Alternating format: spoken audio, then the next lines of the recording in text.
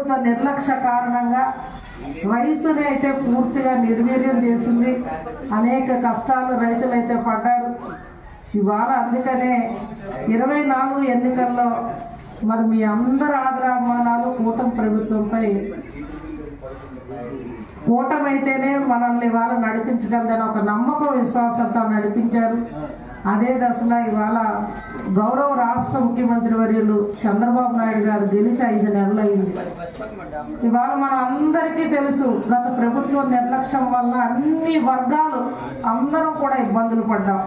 ఆఖరికి ప్రభుత్వ ఉద్యోగస్తులతో కలిపి నమస్కరిస్తూ సెలవు తీసుకుంటాం.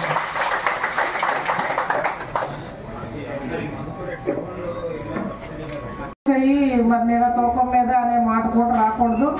ఏ రైతైతే ఇక్కడ ఎంతైతే మనం ఆ కొలత మీద ఇక్కడ లెక్క మీద ధాన్యం వెళ్తున్నాయో ఆ విధంగానే వాళ్ళకి ఆన్లైన్లో బిల్లు పేమెంట్ అనేది పడాలి. ఎక్కడ రైతుకి ఇబ్బంది రాకూడదు. గతంలో మాదిరిగా ఆ మాట వినబడకూడదు. తమ పర్సనల్ రిక్వెస్ట్.